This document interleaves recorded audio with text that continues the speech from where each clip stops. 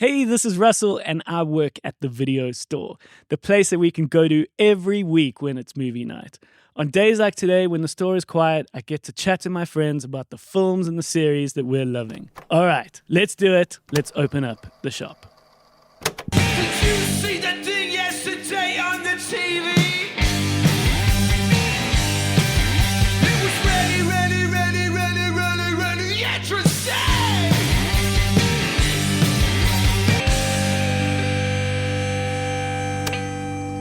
How's it? How's it? How you, my P-dog? All right, you, man. It's a little lonely in the store today. It's just you and me, man. Yeah, it's just us, eh? Welcome to the video store. Thank you for wandering into our lovely video store today on a winter's day in Johannesburg where we woke up to thunder. Yeah, it was really weird. It never happens in was like, Joburg. what? Yeah. And of course, it's now cold and wet, which is the worst combination. Yeah. We've got ourselves Perrin Hello. here today. Perrin, you are a videographer. Yeah, and editor. An editor and many things. We're not working behind the counter here. And my name is Russell. I am the owner of the Bioscope, which is an independent cinema here in Johannesburg. And you and I have got a shift to do. Yeah, we got work to do. We got to pack shelves. Yeah. We got to talk about movies. Oh, who's this? Oh my God. It's a Sam Nell. Hello. Hi. Hi, Sam. Hi, let me put down this massive stack of sad movies that I was taking from your shelves. Are you returning them? Yeah, That's who's been taking all absolutely. the sad Yeah, movies. yeah. Yeah. Samo, how are you? I'm all right, thanks. Yeah, it's been a bit of a journey here in 2025. Perrin, do you know Samantha? No, I think I've seen her name popping about everywhere, all mutual friends online and stuff. Oh, really? Yeah, okay. but I've never actually met her in person. Samantha has been on the video store. I have, yes. What? 2023, yo. Oh, wow. Jesus. Yeah. Let me tell you, a lot of life's happened since then. Oh, wow. Okay. Really? Yeah. Okay. Unquestionably, one of our most listened to episones. 100% cool. thanks to my mum. Really? Like the mum network is out there, bro. Sick, yeah. Sam Very cool. went to film school with me, so we want to talk about the varsity days. It would be lovely to catch up. Yeah. Went on to be a film director, doing a lot of commercials, but your debut feature was the film Do Your Worst, which is on Netflix. It is still on Netflix. It is Please, still please on keep Netflix. watching it. Yeah. And it's hell really yeah. cool. It's got Shannon Ezra in it, who was also a guest on the video store. Oh, sick. And Cool. it's good. It's a lot of fun, yeah. It's really good, Perrin. And it's like we went into it a lot at the time in the episode about how difficult it is to capture comedy. Yeah. And South Africans are funny. We are. We we're love very comedy, funny, yeah. but often the movies flop.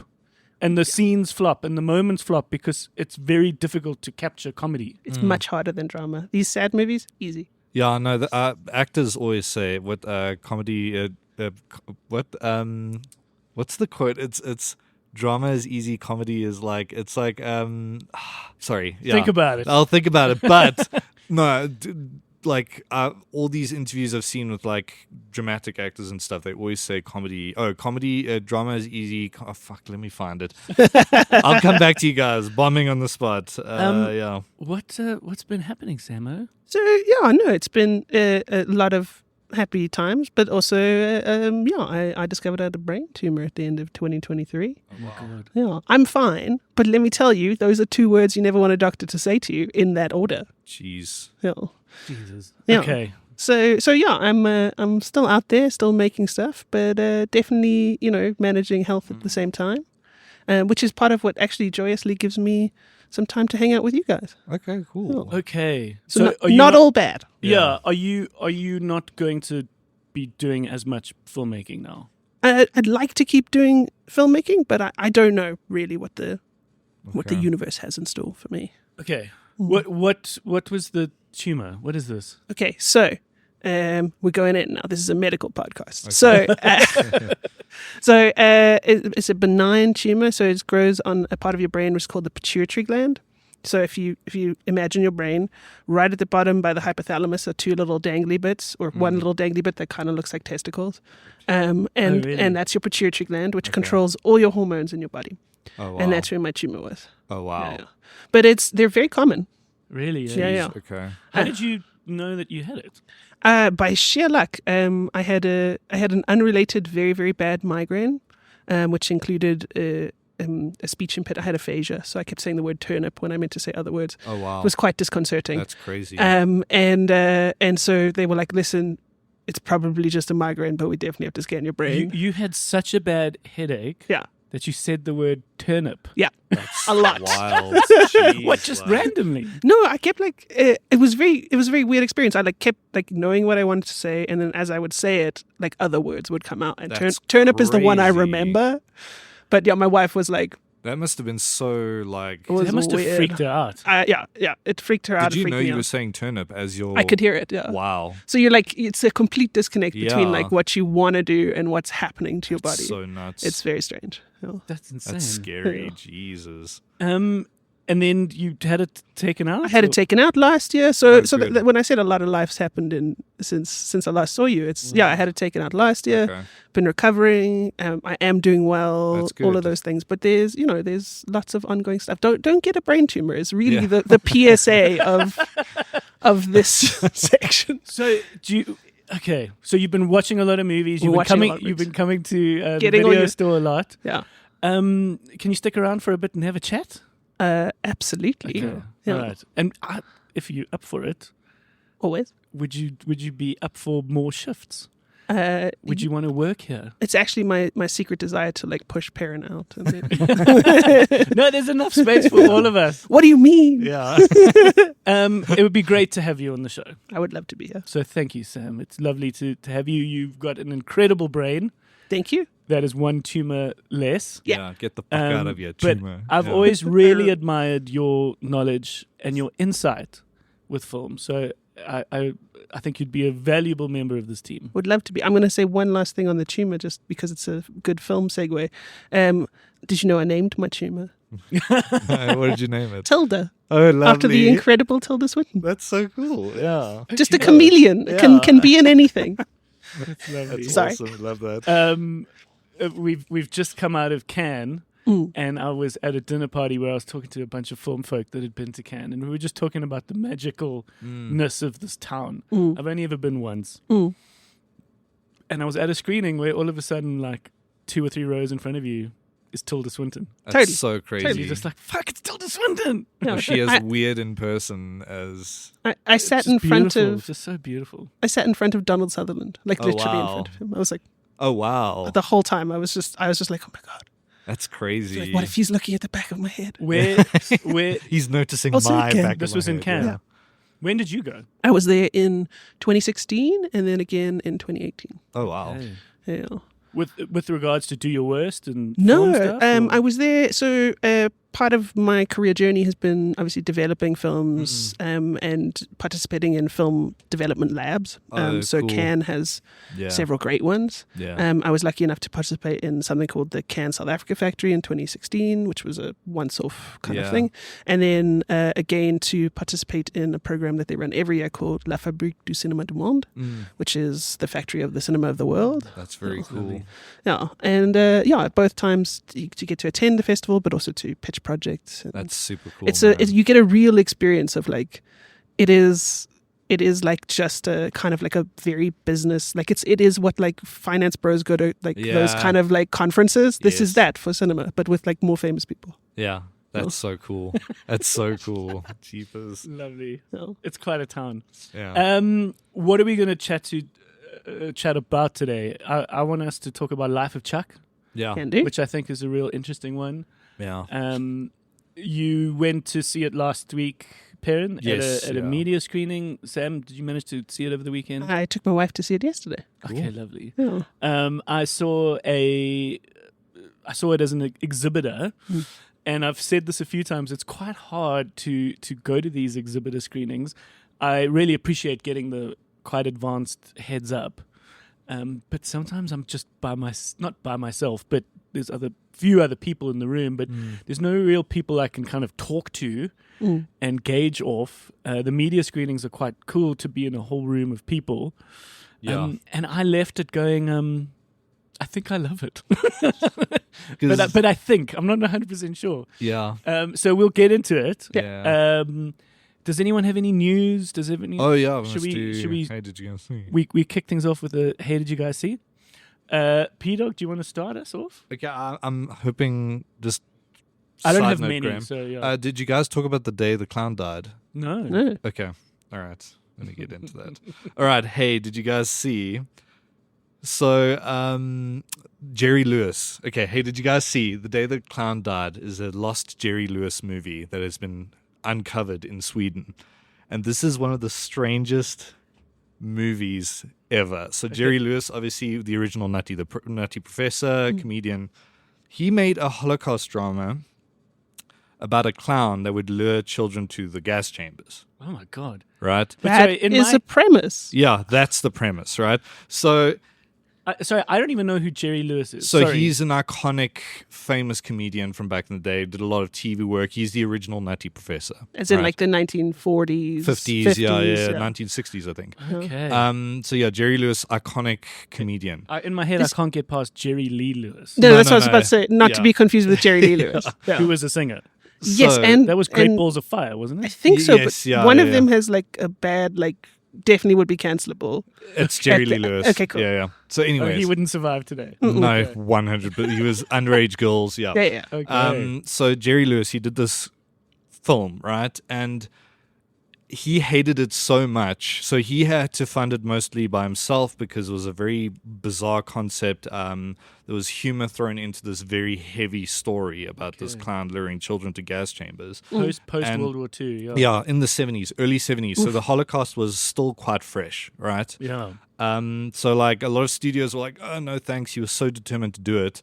Once they finished it, once he saw it, he ordered all copies to be destroyed, to be not released. He refused, he thought it was a pile of shit.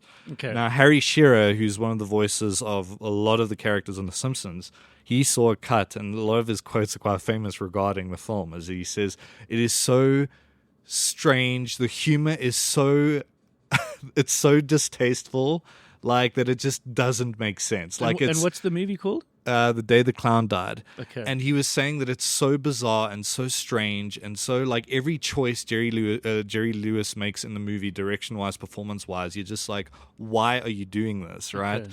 But now this predates Life is Beautiful, which is also a Holocaust movie and uses a lot of humor in that. So now, because this has been discovered, you're going to see all these distributors or even boutique labels are going to try restore it and finally release it, because there's a That's documentary about the movie, and I'm so curious to see it because I just want to see if it is a giant train wreck or if it was way ahead of its time. You know what I mean? Is it the megalopolis of its era? Oh, Jesus. That's a good way to put it. Yeah, because Yeah. Oh. it's amazing how a Could whole be. film could just be so lost. And Yeah. of course, we see it all the time. But when someone is actively trying to hide something, Yeah. so many films just come and just honestly just disappear. They just end up literally on a shelf. Yeah. I mean, it's like Kubrick's first film, Fear and Desire, what's a war film. He hated that film. Also, didn't want it to be released. Like, it's now readily available, restored on Blu-ray and stuff, which is great. But, like, it's so interesting as well why that's why I appreciate physical media so much, is because it's keeping the medium alive. Yeah, So- Perrin is one of those people that orders like I the collect, Blu-rays yeah. and the DVDs and Yeah. stuff. Yeah. So, like... I'm sure I know the store you buy from because there are very few and far between. Yeah, exactly. So, yeah, it's interesting because, I mean, you look at, that's why I appreciate guys like Scorsese and stuff where they have these like foundations where they actively go out and pick up a random film in Uganda that's like a long lost gem, like hidden in a library, and they restore it. Yeah. The Apu trilogy, the first film in particular, was one of the reels that they had burnt, the negatives, and they eventually found it wasn't a negative, but they managed to restore that and complete the film. It's like such a crazy process. If you watch the Criterion release, it's absolutely gorgeous. It's got the 4K. incredible what they've done It's to so that incredible. film. It's called Patha Panchali. You should all watch it. What is that? That's the initial film in the Apu Apu trilogy. It's one an of the best Indian film. trilogies, Yeah. I'm forgetting the filmmaker's name. Sajihat Ray. Yes. Yeah. And it's an incredible story of a young boy living in India. But I think what's more interesting about Ray, the director, I mean, all the films are interesting. You should watch them. But he is famously initially the guy who comes up with E.T. Oh yeah. And then he dies, and Spielberg takes it on. Yeah. Who is a lot of American filmmakers are big fans of that trilogy in particular, but Yeah. Ray's work across the board. Yeah. No, Ray's How work did is he come up with incredible. E.T.? Oh, I can't remember the story. Yeah, I'm familiar with it, but Yeah. I'm not. Was there a film that There was similar? there or was something? a treatment of something he had written, and then after, please, Something if you like that. Google this, it's yeah, something like that. No Yeah. one will hold you to it. Yeah, Okay. Yeah, Okay. Ray was an incredible filmmaker. At that time, it was like the big 5 or 4 was Tarkovsky, Ray, Kurosawa, Fellini. Those were like the big. Oh, and Bergman. Those are the big Sort of international ones. Yeah. Ray was from India. Yeah, all the Coppolas, Scorsese's, all those guys were like obsessed with their films. Like at that very time. humanist, like Yeah. just beautiful. I'm learning. Hey, Yeah. we here. Can I go back to the clown for a hot Yes. second? Yeah. So that's a fascinating premise that in the 70s you would try and do Uh-huh. this film, but it reminds me of one of my absolute favorite films, which is made in 1942 and is a comedy about World War II made in 1942. Yeah, that's crazy. It's made by a guy called Ernst Lubitsch. It's called To Be or Not to Be. Oh yeah, Yeah, I've yeah. got To Be or Not to Be as So well. Yeah. later remade in the 80s by Mel Brooks. Yes, Because yeah. it's Mel Brooks is such a fan of like the craziness. But what's amazing about that and what sounds, I think, very hard about the Jerry Lewis film is comedy famously, in as much as it doesn't travel geographically, it is very hard to make a comedy that's still funny 60 Yeah. years later. 100%. 100 years later. It's amazing when you just watch some stand up by like early Steve Martin and like all these Yeah. people that comics like think are incredible. You're like, none of this is funny. Yeah. Yeah, It's so funny how that works. it's eh? crazy. Yeah, so to go back and watch To Be or Not to Be, which Yeah. is a film that if explained, you would go, that will be cancelled, yeah, is still funny. And so like when you find people that are able to be funny without making fun of people, yeah. I think yeah. that is the gift. That is the comedy that kind of carries on. We got a nasty mail around Easter Sunday. It was thankfully just one person who was disappointed that we were showing Life of Brian, and I was like, "This movie is 70 years old. That's also very bioscope. Like, It's very bioscope. Yeah. No, and it's incredible." And I was like, "It doesn't necessarily mock Jesus." No. That was why it was so smart, and that's why it was so timeless. Yeah. It's like this all happened to Jesus' neighbor. His name was Yeah. Brian. Yeah, Yeah. No, but it's crazy how And of course, like it maybe mocks religion, of course. but it doesn't necessarily shit on Christianity and shit on Jesus. It's looking at an institution that Yeah. is potentially like something that we should be interrogating. You yeah, know? exactly. No. Yeah. interesting. No, but that's the thing though. I mean, yeah, MASH as well did a good job in like balancing tragedy with Yes. Oh, the TV show. Yeah. They were set in which war was that? Korean War. Yeah. Yeah. Do you know what's crazy is I've been trying to hunt it down and I can't find it. So TV show? yeah, no, the a specific version of the TV Uh, show with no laugh track. Yeah. So I watched, I think it was Stephen Merchant was chatting to Conan O'Brien on Conan Needs a Friend podcast, which is fantastic. Very good. And they're chatting, and Stephen Merchant obviously is Ricky Gervais' other half in Extras and The Office and all those. Like, he's the creative partner. He's that tall. Anyways. Yeah. He said that in the UK, so when he was traveling in America, MASH was a rerun on the TV, and he started watching. And he was shocked when there was a laugh track. He was like, what the fuck is this? And in the UK, they only ever got MASH without the laugh track. And he says that affects the humor significantly. Because in America, with a laugh track, growing up watching sitcoms where they use laugh tracks, it would tell me when to laugh. This Exactly, is yeah. funny, laugh at this. Yeah. In MASH, like with shows where they don't use a laugh track, you kind of have to determine, is that funny? Oh, that's sad. Oh no, that's sad, but it's also funny. You know what I mean? And the British are just so smart in Yeah. their humor yeah. that they don't want to be told when to laugh. Absolutely, Because they yeah. will laugh in all sorts of other places. Completely. Yeah, I mean, this is exactly. also a TV show. Famously, the the theme song is "Suicide is Painless," which Yeah. is written by Robert Altman's son. Exactly. Yeah. And it's when are you supposed to laugh? That's Yeah. the theme song. Oh yeah, you know? the show came after the movie. I forgot. yeah. about The that. movie's Yeah. fantastic. Yeah. Oh, the movie came first. Yeah, Robert Altman did the movie. Yeah. Okay.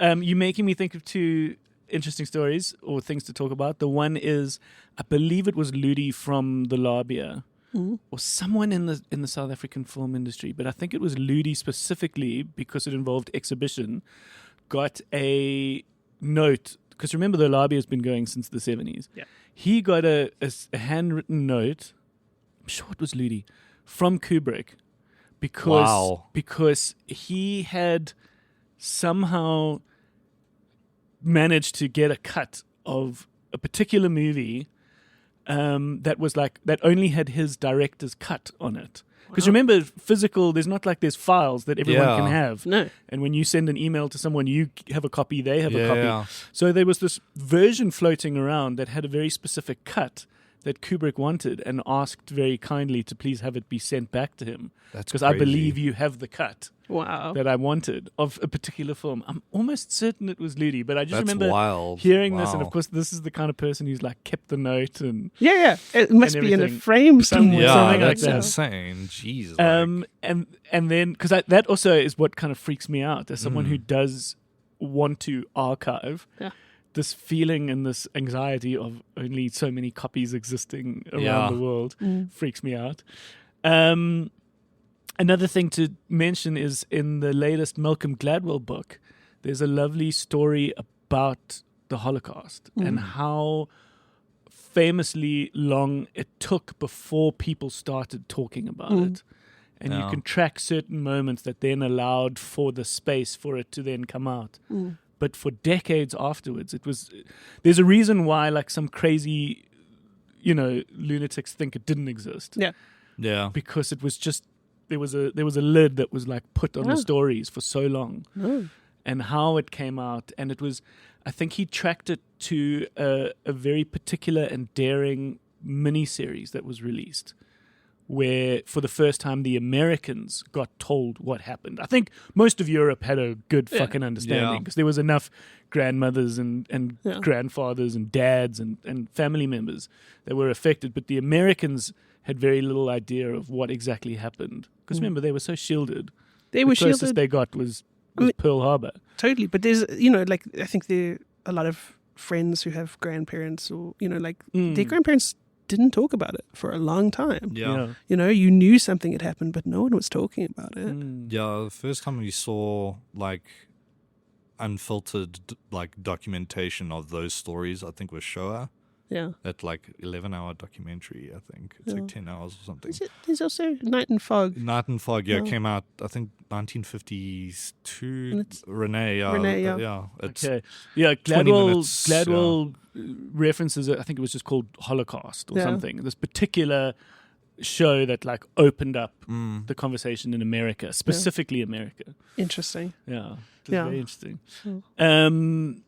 Hey, did you guys see the Bioscope turned 15 over the Yay.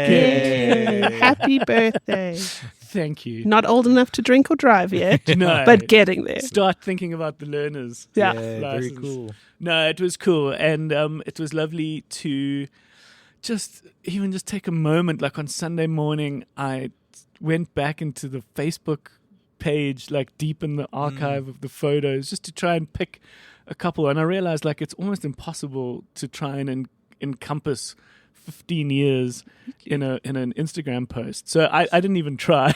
To be honest, When you think about 15 years, you look at Instagram and go, that's the format for this. Yeah. Memory. Yes. Yeah. Totally. yeah, no, and what we ended up doing, which I thought was I'm quite chuffed with my idea, was we picked we used our ticketing system, which we've had for pretty much the whole time, and we pulled the top 25 ticket buyers of all time. Oh, cool. Cool. Many of which we still see all the time here, Yeah. and we invited them for a lunch. That's They very came cool. over on Sunday, and I it was love very, that. it felt very small. It felt very intimate, very personal. I was able to kind of go to each one of them and say like, when did you come for the first time? That's amazing. And what do you cute. I love enjoy? that. And Did you record the conversation? I could have done so much more. Oh. I really could have done so much more. But what we are going to do with the video store is do a special Bioscope episode specifically where I'll talk as much as I can Yeah. to create a little bit of a oral history. It's important. I think so, yeah. Oh. I filled out a lovely set of questions that our publicist gave me for like a written press release. And when I was doing that, I thought, I'm much better speaking. Yeah. So I want to do that as an episode. That'll come out very soon. That's amazing. I need to kind of Yeah, stagger it's very this thing cool. out. And so that's why, like, on the day specifically, it felt right to just talk to those people, the people that Yeah. have come often. And I think, and I even said in a quick little speech when we cut the cake, the Bioscope needs to be a place where people can casually come. Maboneng was a very event-driven space. It wasn't casual, Yeah, I especially agree. near the end when it just got a little bit more like intense. Yeah. And so you would have these incredible events where people would come and you would kind of party and leave. Where I always wanted the Bioscope to be able to just like pop in. Oh, quick! Oh, it's going to show in an hour. Oh, cool! Yeah. Let's go. Yeah. Let's pop in, and feel like you can just come in. You know the staff. Some of the folks told me like they always sit in the same seats, and it was those lovely stories. One thing that I thought was kind of interesting, which I thought I'd mention, is one of the guys came for the first time for a trail running film festival, which is when you like. Do you have to run while you watch the movies? And so I said to him, I think this is really interesting that you could track a lot of media and the changes in media and entertainment and film output over the last 15 years of the Bioscope when certain things were invented. Totally. And I was like, the invention of the GoPro gave us this whole new Yeah. style of film, which was like those adventuring, but homemade adventuring, not just like National Geographic shows. And so we had these trail running and like cycling film festivals at the Bioscope, which That's very shifted cool. and opened up our whole understanding of what our space could accommodate. Completely. I think that's what's great about the invention of things like that. Even with our phones, is that it's made filmmaking or even storytelling through media so accessible to everyone. Yeah. And I know we like the film and we like the Purist of it. the purity of it. But like the end of the day, even I'm probably going to get flack for this, but even like TikToks is a form of storytelling. Absolutely. You know what I mean? What Like- those- 100%. What those like pretty girls are doing Yeah. when they're shaking their bums is they are it's like jump cuts. It's Yeah. early Yeah. it's It's early new fundamentals wave. of It's French new wave. it's French New Wave. Have you seen how inventive some TikToks are? Like Yeah, the that's sense crazy. of timing. Yeah. They're joyful. Yeah. Some of It's- them. Yeah. No. But it's Not all of it's it's good. filmmaking 101 and we're learning very quickly, both the creators and the people watching, is we are becoming so visually literate. Absolutely. So much so that when we get shown a movie that isn't that good or a TV show that's just like not as good, Yeah. we ditch it. Completely. And it's like you really have to up your game So as what- a filmmaker. Well, totally. And I think it's also why it's hard for young people to go back and watch things in the 1930s and Yeah. 1940s Yeah. because you're not just looking at a physicality to cameras where they weren't small enough to be mobile, Yeah. but you're also looking at like a language where they were like, we're not sure how many images we can show an audience in the space of a minute. Yeah, And so exactly. things are slower and Yeah. they feel slower. Mm-hmm. But at the same time, like watching you're gaining access to some stuff from those movies that is just not available to Yeah, you. exactly. And like ways of telling stories and like Yeah. also history. Yeah. I mean, Yeah. there's a reason why a lot of those films are timeless and why they remain classics, because they teach you so much about storytelling, filmmaking, about that time. Like, yeah, that's why so many filmmakers recommend you watch everything. Yeah. Totally. From But there's Yeah. also a reason why like a young person goes and watches Citizen Kane and goes, I don't get it. Exactly. Like, but Totally then agree. you have to explain to them that he invented it. Yeah. Like all the things you see today, the ways Yeah. of telling story, being able to move through time, that was the first time. Yeah. Yeah. And so No, what's I agree. normal to you was groundbreaking. Yeah, exactly. I was a panelist in a film, a bit of a media festival. It's called Mukhale Festival in Pretoria. And he got myself, this is Yaku from Bitter Ender and all sorts of other cool cool. things. It got me out amongst others, and he started the panel with us all answering the question, what is cinema? Like, what is movies? It's so broad. But he's like, try to keep your answer quite short. Perrin, you'd appreciate this. My answer was more in the gooey territory. It was, Of course. which is what we talk about here in the video store. But it was more me going, to me, cinema is a magic show. It's how incredible that you get to be transported, and you can, and it whisks you away. And if it's done well, the magic show is effective, and you become entranced in all of this. So I spoke about it more like that. Layla Swart, the great producer, was sitting next to me, and she answered it incredibly. She was like, "It's a document of time." Yeah. It's one of the few Totally. things that document history the way it does. I'll never forget watching My Best Friend's Wedding with Julia Roberts. Oh, cool. Classic. We're right sort of near the end. She's sitting at the table and the phone rings, and she takes the massive phone out of her little bag. Yeah. Basically, that whole clutch is just holding 95% phone. phone. There's no other space, and it's just one of those little reminders where you're like, that's how big phones were. No, and Wall Street as well with Charlie Sheen and Kirk Yeah. Douglas. Yeah. No, Michael Douglas. Sorry. Yeah. Also their phones massive. They look like they're sort of radioing in Yeah. Vietnam. They're like calling in a chopper. Nowadays, with iPhones looking so similar to each other, we actually won't date ourselves as much. Yeah. If you just hold this innocuous black phone to your ear, that could be anywhere between the last sort of 10 to 15 years. Yeah, there was something I watched recently. I can't for the life of me remember what it was, but I didn't realize it was a period piece until I saw the iPhone 7. Oh. And I was like, yeah. this is...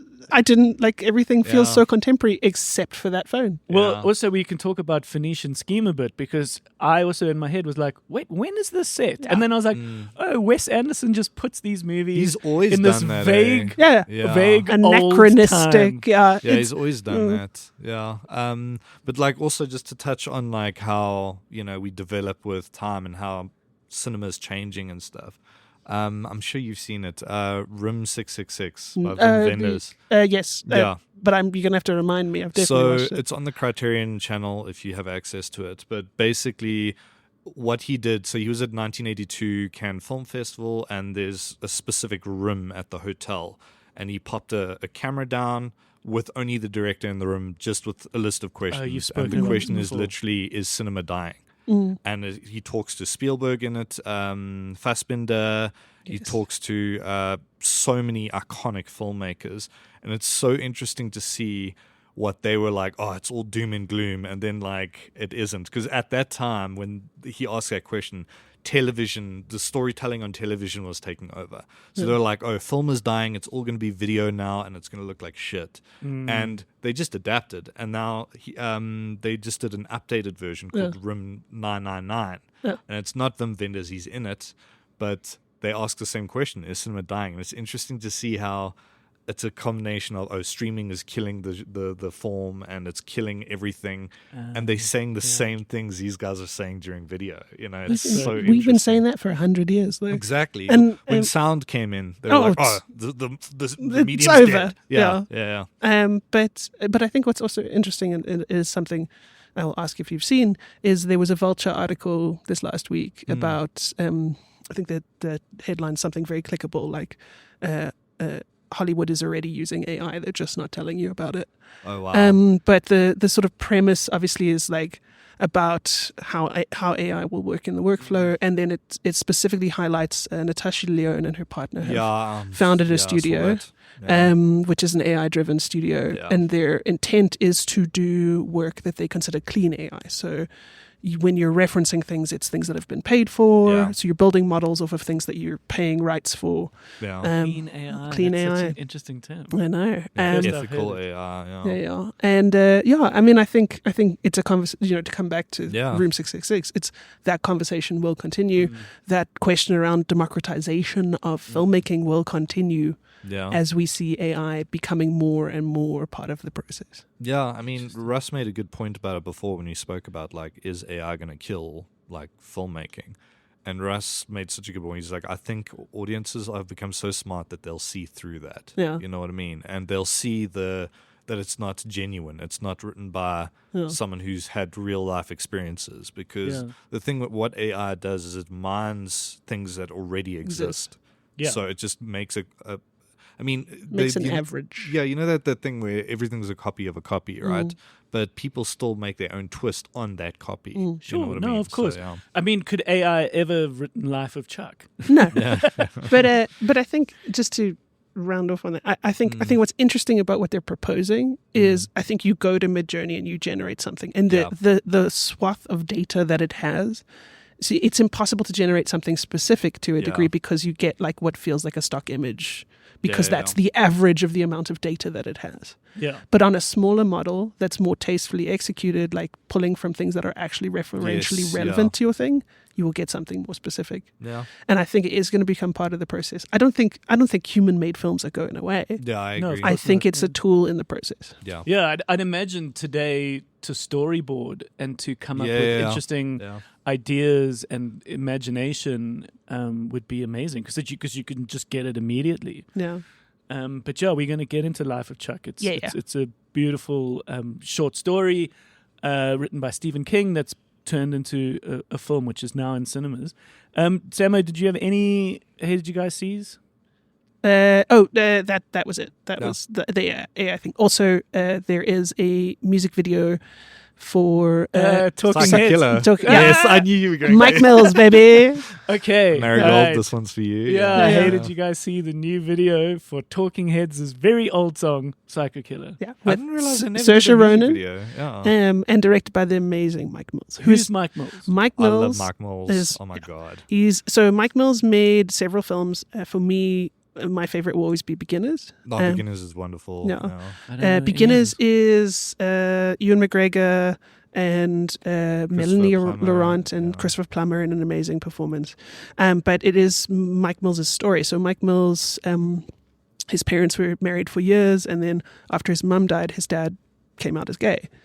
And so it is this story about reckoning with, kind of your parents being in an unhappy marriage for a long time, but also like your dad not being who you thought they were. Yeah. His dad discovering life as an 80-year-old person, as a gay man. Yeah. And it's told sort of non-linearly with these incredibly human touches. Yeah.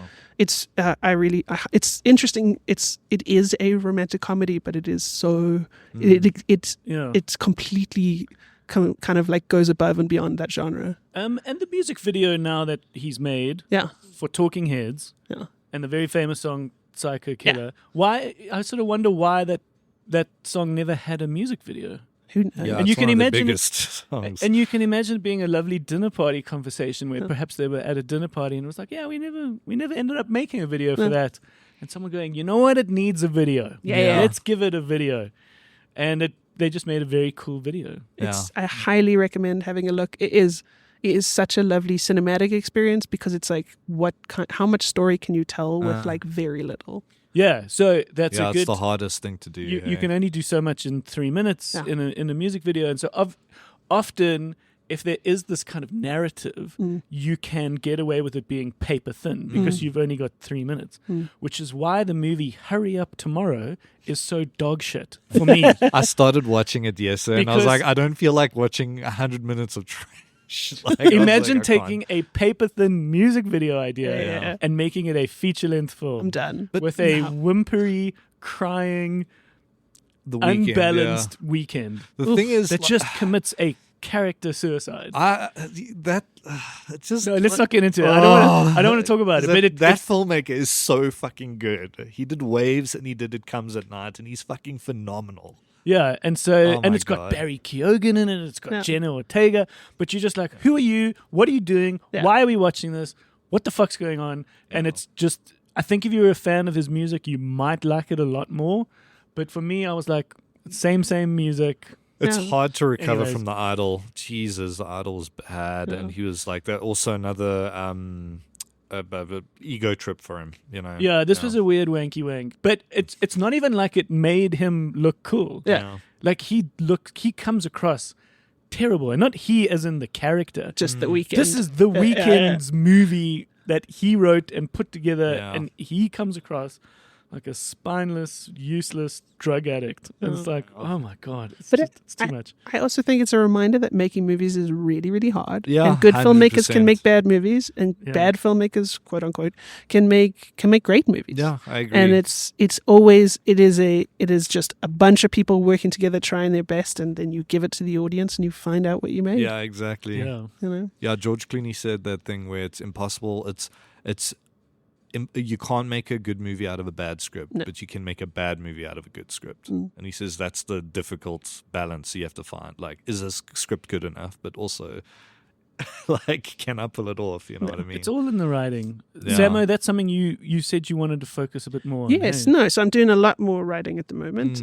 But yeah, and I think Kurosawa says a version of that is like a medium script can make a good movie. Yeah. But it can never make a great movie. Yeah. You know? Exactly. And so, Yeah. and I think I think there's such an interesting thing with writing, and we talk about it a lot, is like a script ultimately, though, is an invitation to your collaborators Yeah. to make something. I It is not the finished product. Yeah. As much as I think there are amazing scripts that I would read like novels, it's all you're writing is the blueprint. Yeah. Yeah. You know? And speaking of, let's get into Life of Chuck. You've got this really bold, really interesting short story that Stephen King wrote. And we were just saying earlier, he probably writes anything now with the intent for it to perhaps be adapted into a visual medium. Yeah.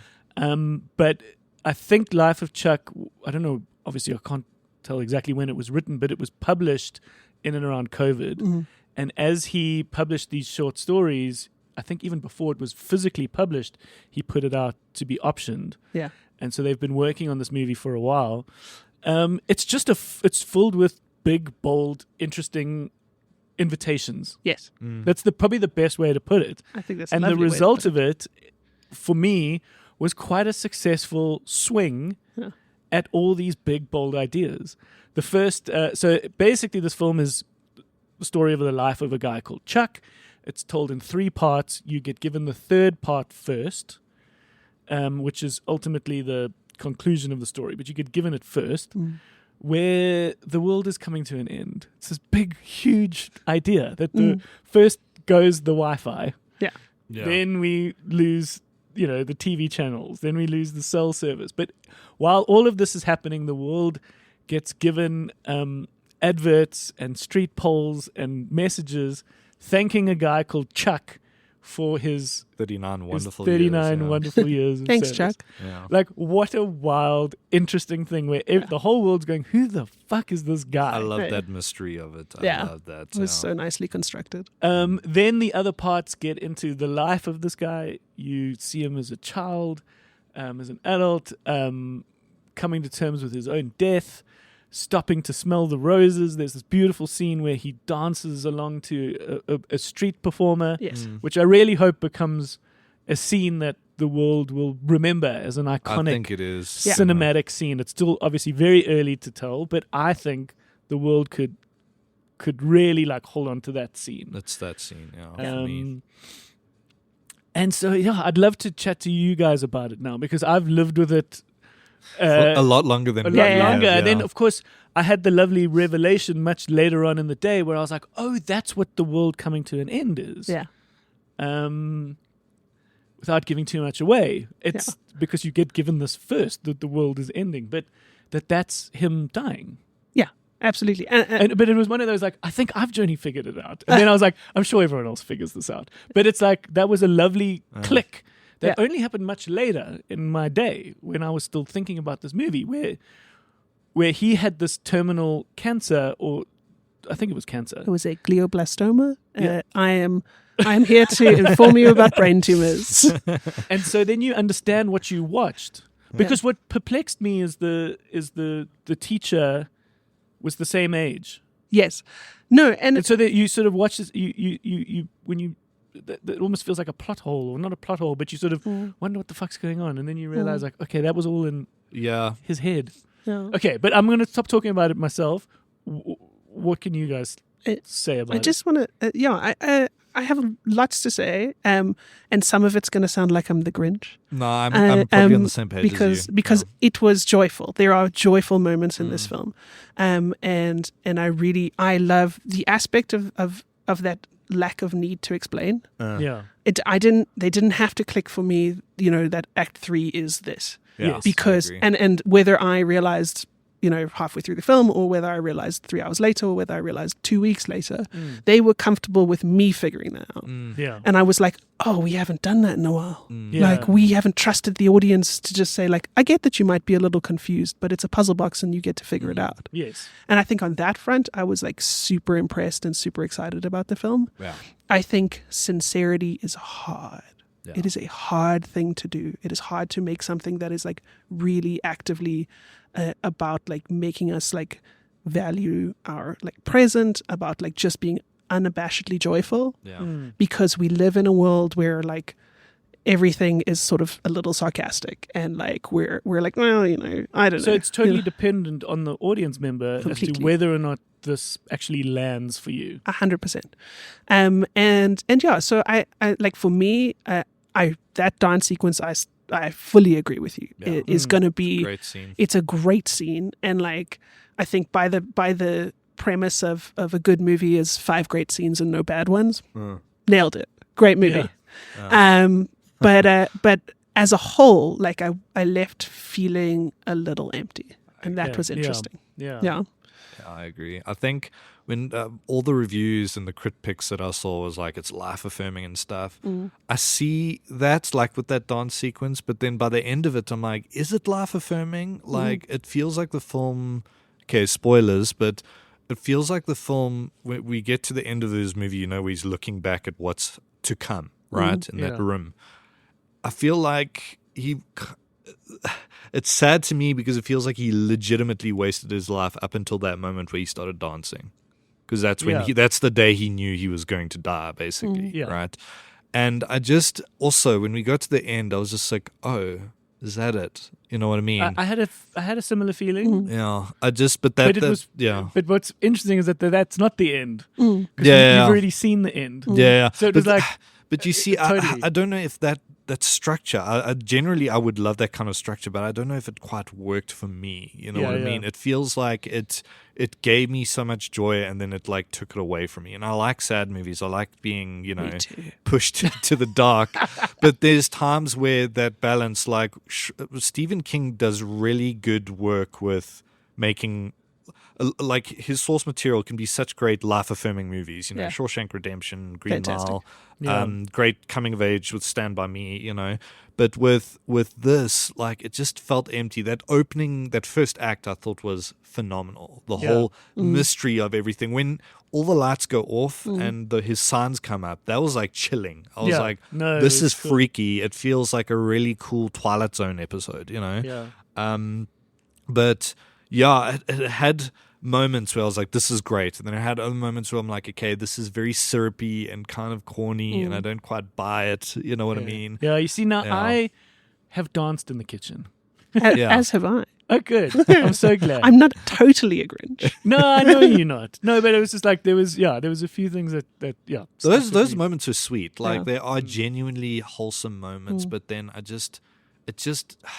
it's hard to explain, because after watching it, also you said to us, I think I loved it. And then also afterwards, me, Cole, and Graham were like, I think I liked it. More I thought about it, I'm like, oh, I liked it. Then the more I thought about it, I'm like, oh, but it's missing something. No, but that's why I love that.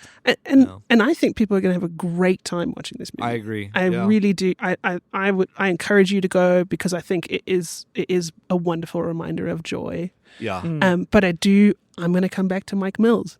I think about someone like Mike Mills taking that script and making it so removing the polish like to a degree, like making it a little more grounded, a little more human, a little messier. And I think that's where you're talking about structure. The idea to use I have never read the short story, so I do not know if it's in that order. Intentionally, but like we're setting up a mystery box sci-fi genre. So you're coming into a Stephen King adaptation. You're going, yes, this is what I paid the price of admission for. Yeah, exactly. But what you're getting is a very human story about the value of life and all of those things. And so it's a complex trick to say, I'm going to set this up in a way where you have this expectation of this kind of movie, and then I'm going to Trojan horse you into this other kind of movie. And does it ever deliver on the setup? Is kind of the question that I have. Yeah. Speaking of humanness and what it means to be human in a movie, we didn't get too much of that in the Phoenician Scheme. Oh. But we got a very pretty, very cool movie, but it perhaps lacked a little bit of humanity because it is so staged. Yeah. But then once you realize that is the world of Wes Anderson, completely, then you're in it.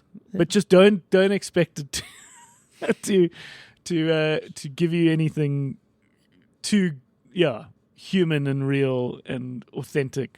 It's just so contrived. What did you think of Phoenician Scheme? I have not had the chance to see it yet. Okay. But I will just say I miss the Wes Anderson of collaborating with Owen Wilson and Noah Baumbach, and I have said he that needs so often. he needs someone else on this season. I'm very excited to see Phoenician Scheme. I think they are incredible works of art. Maybe a little more gorgeous. artifice than art. Yeah, it is cool, and it's very cool to see it on a big screen. I think that is the way to see it. And so I'm very proud to be presenting it. Yeah.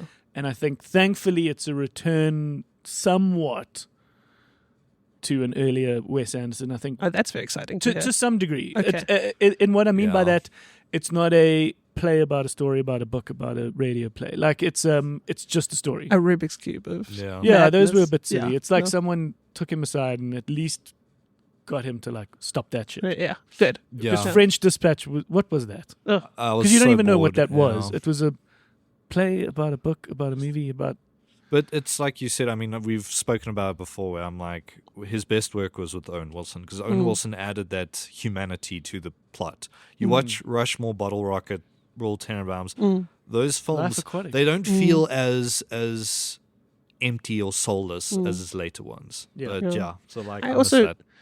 You mentioned Life Aquatic, which is a great movie, and it's Noah Baumbach who's the co-writer, and it just reminds me that I just want to see Noah Baumbach like co-write movies that are not his genre, a la Barbie. Yeah, exactly. I'm just like, what if he wrote a Predator movie? Yeah. Like, That'd be...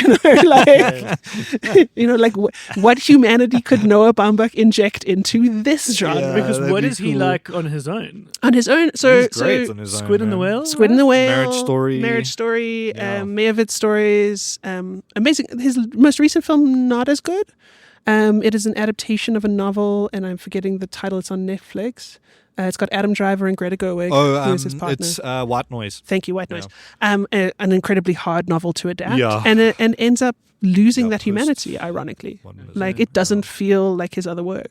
The best part of that movie is the dance sequence at the grocery store to LCD sound system. 10 out of 10. Yeah. Oh, cool. Yeah. Which song? I love LCD sound. They did it for the movie, I think. Yeah, which song is it? I can't remember, but Andre 3000 is in it, and he's dancing in the aisles. It's awesome. It's amazing. Okay. Again, a great dance sequence can elevate any movie. Exactly. I will stand by that. It's the same as that. There's that great Family Guy joke, which is mocking how effective musicals are. Yes. Where the whole thing was like, when more people join in, the song gets better. When more people join in, and then like more and more people just start singing. When more people join in, the song gets better. Another example, Saltburn. Didn't enjoy it.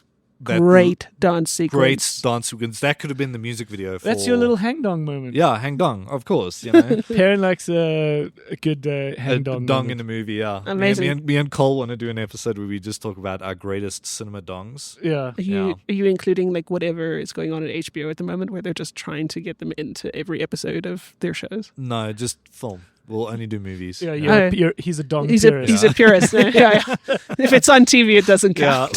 It's not real. That's TV dick.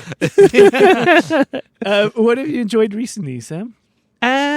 Yeah, so I've been comfort rewatching the Harry Potter series. Controversial, I know. Yeah. But at the same time, yeah, what I have to bring up my letterbox. You might have to do Perrin first. Okay. Okay. You start squizzing at that. Yeah. All right. I can mention the fact that I've watched a few films as an exhibitor. And I also don't want to sway your opinions. I'm curious, actually, Perrin, when I go to these exhibitor screenings, I feel I need to share it with you guys, what I think. Does that piss you off? that I give an opinion early on to something before you've seen it? No, not at all. Like, is there the risk that it could sway? No, What you think?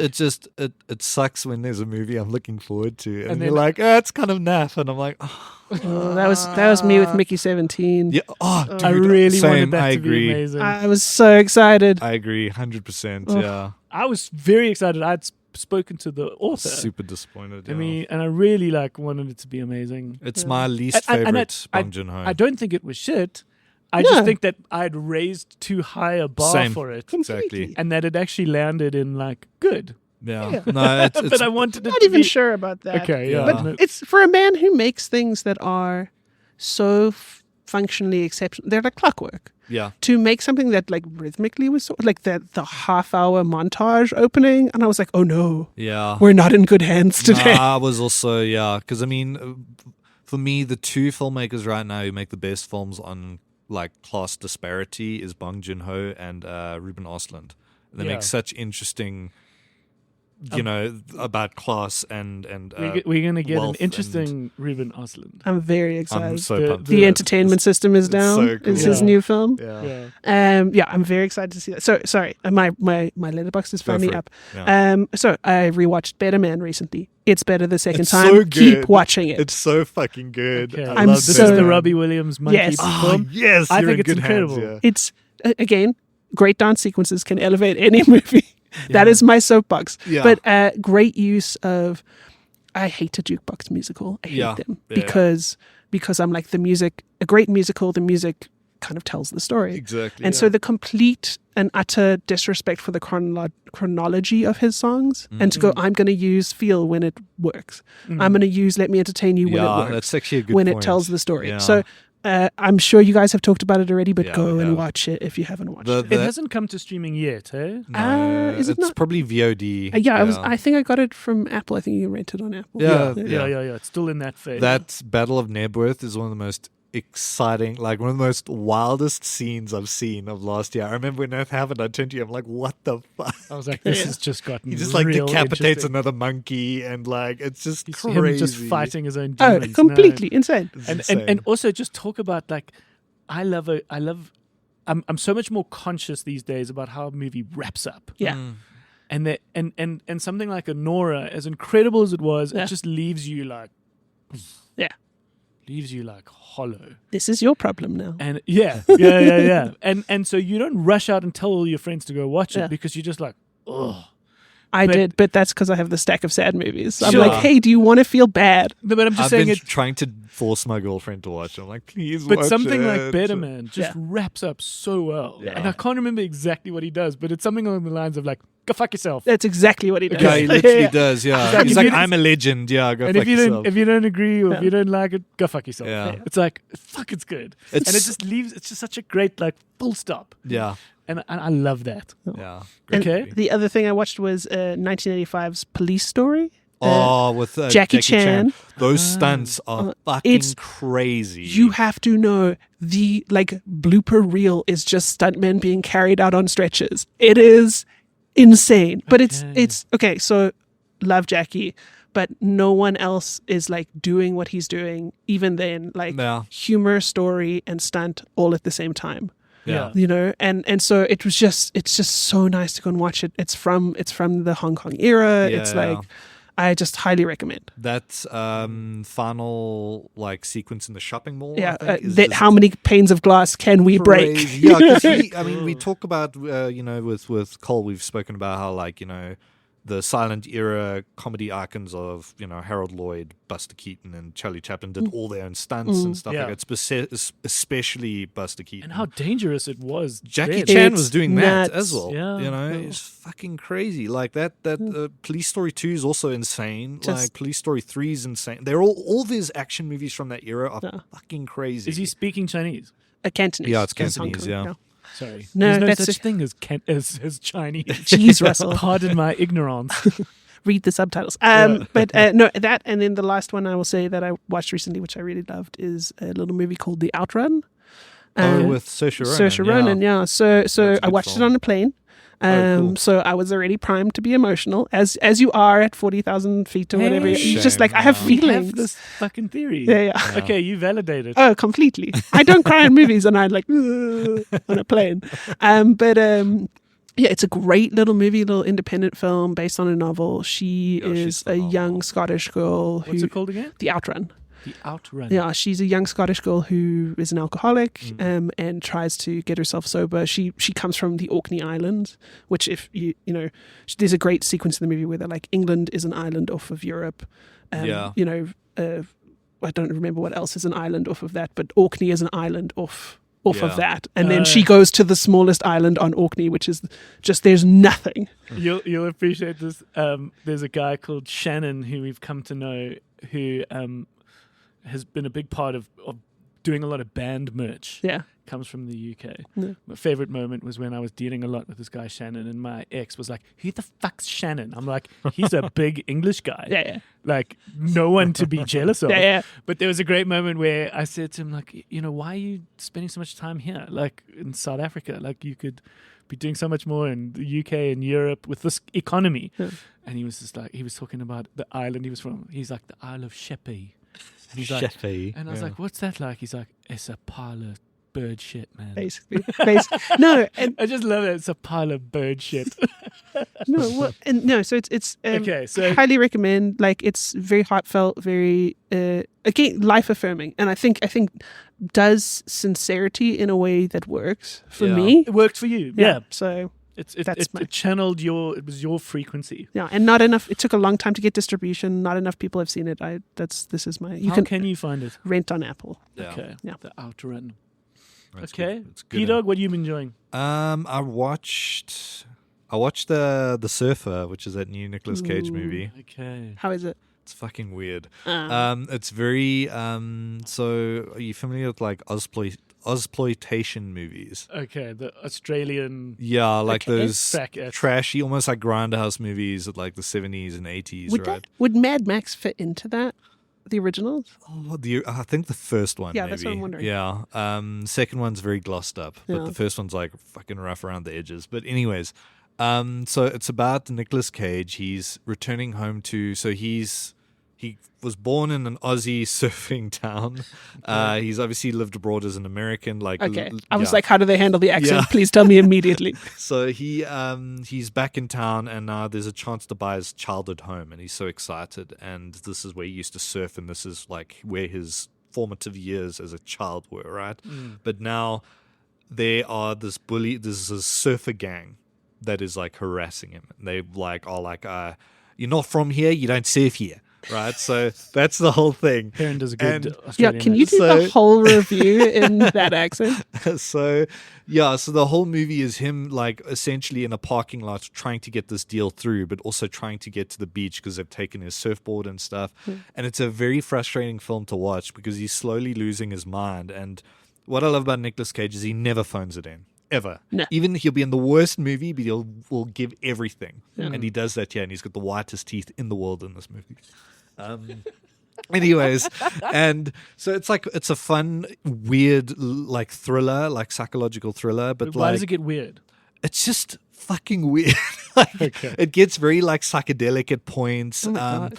But it becomes a very frustrating watch because half the time you're like, bro, just leave. Like, you know what I mean? It's like one of those movies where like he's suffering For no reason. for no reason. Wow. Okay. And it gets exhausting. All right. But like for the most part, I thought it was an interesting watch. And then I want to Come Back to Me Again because there's another island off the UK movie that I watched recently. It was very That's sweet. a very specific Yeah. genre. Yeah.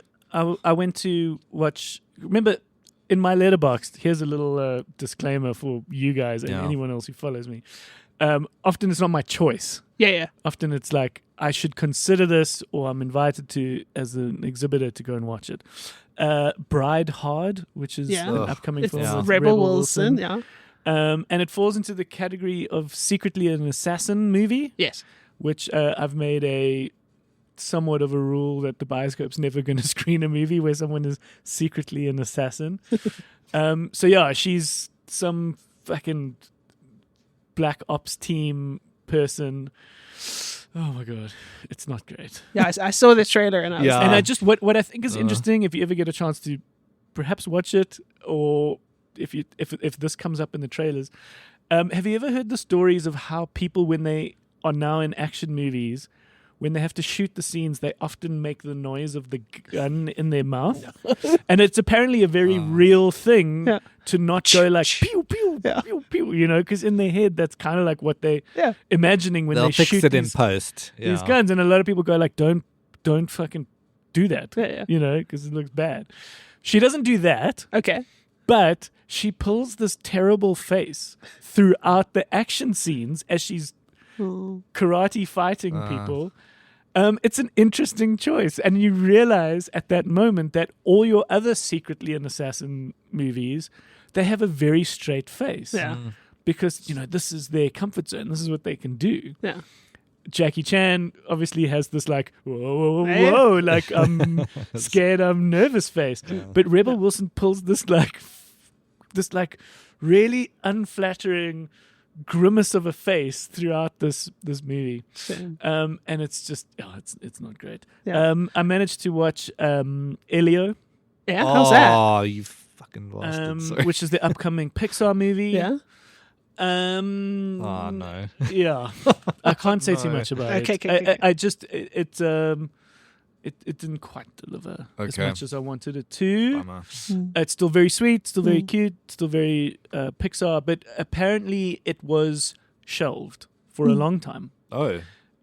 in the sort of Bob Iger time. Interesting. And Is it the same filmmaker as Turning Red? no. No, because I love Turning Red. Turning Red was very special. Yeah. And of course, it had an injection of authenticity So underrated. based on who was Jeepers. making it and what the subject matter was about. No, this one got a little caught and shelved for a bit and is now kind Bummer. of coming Okay. out. So perhaps that explains. It's hard to make a movie. guys. Yeah, it's hard to make a movie. Yeah. Yeah. Then I saw Materialists. And Oh, I'm so excited for that, man. It's good. We're going to screen it here at the bioscope. The one thing I'll say is that going into it with me actually already committing to it, putting it up on our website, Yeah. totally. taking what I could from the press release and IMDb, in that they say romantic comedy Yeah. and feel good. It's not that much yeah. of a comedy. It's not depressing and it's not dramatic, but it's not a laugh out loud comedy. It's not a rom-com. It's not Yeah. a rom-com. It's actually quite a serious think piece. I like expected that it's from like a Celine drama, Song. yeah. Exactly. No, so Celine Song, who made Past Lives, is now making this. And it's very wordy and it's very conversationally and it's quite smart. Can I ask, when you watch these screenings, you watch them in a group, so it's like Yeah, a so reasonably full cinema. no, like 5 or 6 of us. Interesting. Um, Because it would, for me, it's always hard if something's like sort of like a little bit of a comedy and Yeah. you're watching it in a small group, dead. yeah, no, But totally. it would be fascinating to see how With a that full plays house, with a yeah. full house. Exactly. And so that's the thing, is that I got to keep that in mind. So there's about 4 or 5 major distributors. And of course, there's really 2 main cinema chains, New Metro and Stir Chemical. So there'll usually be 2 chances to go Yeah. to an exhibitor screening. And I know the Stir Chemical guys now. Like we actually have gotten to know each other because we see each other like at least once a week, and I know the new Metro guys, which is very cool. So it's quite cool to get to know them, and then in and amongst there's maybe one or two possibly other folks that aren't a new Metro or a Ster-Kinnick. Yeah. There's a chain of cinemas where it's Sun City and Bloom, and I think there's a third one that they have. Is it the same guys that do Suncoast in Durban? Suncoast is Cine Centre. Gotcha. You don't see the Cine Centre guys. I thought it was Cine Centre, yeah. No, but there's a dude I've come to know, lovely guy, who has that, I forget what that chain's called, where it's Sun City, Bloom, and this other place. It's probably like Sogo Sun as well. Do they Forget. pop up as well? Well, then the casinos have got their own. Yeah, which that's is what I was going to movies say, act. yeah. Gotcha. Yeah, the But, whole economy. I mean, I actually, it's interesting, like, looking at the materialist marketing, looking at all of that stuff. They've had to put it Yeah, as a because they very want people to particular see kind it. of film, but in a way that doesn't put you off. It's worth just mentioning, like, just to manage your expectations. Yeah. It's a little bit more serious. Well, yeah, that's the power of marketing, eh? Because I mean, I like, just I hope remember that with people Drive don't feel as well. deceived. I remember Yeah. with Drive, they marketed it as like a Fast and Furious kind of Yeah. action movie, and it really isn't. It is not. Yeah. And, Yeah, I don't know whether people yeah. enjoy the Trojan horse every time. So I actually came back to the Mean bioscope Girls. and I Yeah. took out the comedy. Rom-com. Yeah. Yeah, I took out good. the word comedy because I was like, I actually think you need to understand that it's not. Yeah. Yeah. I think that's wise. I mean, listen, I think Trojan Horse, you want people to pay the price of admission. I think if Exactly, it's yeah. good enough, that's my experience. If it's good enough, They'll stay. Yeah. I'm there. Well, that's what Saltburn was such a lovely Yeah. example of, is when you put out bold, wild, daring art house in a mainstream platform like Amazon. completely. And a whole bunch of people go like, all right, let's give this a try. Yeah. What the fuck? And that was one of those movies Yeah. that could draw you in, and you're like, oh my God. Yeah. Where you had normies go, oh my God, have you seen Saltburn? And do you remember how the internet kind of... Yeah, it was a Lit up talking for that. point. Yeah. Okay, that movie that I was talking about. Yeah, the, let's wrap it up with this one, I think. the Ballad of Wallace Island. Oh, It's really that's one, sweet. That's one that my mom was telling me, like, oh, you should look into this movie. I It's think called you'd The love it. Something of Something Island. So it's so this guy who's won a shit ton of money in the lottery decides to bring his favorite artist to an island to perform for him. And he's this really sweet, lovely, wholesome dude. But this group, this folk duo, haven't been together for a while. And it's got Carey Mulligan in it as well. And it's just about, it follows the main guy who is played by, you wrote it as well, Tom Basden. And yeah, it's just about him reconnecting with himself and the world around him, and you know, as an artist, as a musician. And it's so, like, it's just such a nice movie. It's also very sweet. You'd love it. It's Okay. GUI approved. Yeah. Yeah. Amazing. I love a good goo. Good music as well. Okay, The Ballad of Wallace Island. That's it. Okay, yeah, those little movies get a little lost. They do. Yeah. It's a lot of noise out there. Nice to give him some shine. Yeah. All right, Magic, thank you guys. Yeah. Thank What you. a lovely chat. I really enjoyed that. Yeah, me it was too. lekker. Samo, Yeah. I really appreciate you having on board. Like, I really appreciate having you on board. I'm happy to Yay. be here. New staff. Bringing Yeah. No, sad movies to the world. No, but also love just, it. your insight's incredible. And Yeah. so, Perrin, just so you understand, like, and I said this to Sam the other day, like, she was always that person that was just so busy. Yeah. Like, you could never, like, even in varsity, Yeah. when we had so much fucking time on our No. hands, Yeah. Sam was always so busy. Time is an illusion. Yeah. Yeah. And so it is lovely to have this moment Yeah. where you do need to take it a little bit more easier. Completely. And hopefully we can just keep getting you as much as we can to work some shifts here. Yay. Would talk love me. to You be share, Yeah. you share your incredible knowledge. So thank you, Sam. Thank you guys. It's And been a listen, joy. also Yeah. just all the best with everything that you need to do. And we're here to, Don't worry. just help you through it. I know it's a scary story, but genuinely, I'm good, guys. and I Yay, appreciate that's that. good, Yeah. No, I know, because there always is the concern Yeah. of it long term and those kinds of things. So just we're here for you, and what a treat to sort of get to hang out. Thanks very much. Thank you. Our home base is thevideostore.co.za. Let us know what you've been watching. So you can comment with any kind of hey did you guys sees in the Facebook group. You can return things. And you can also just let us know what you think about what we've spoken about here. All right. And we'll see you guys again next week. Yay. All right. Bye-bye. Cheers. Bye.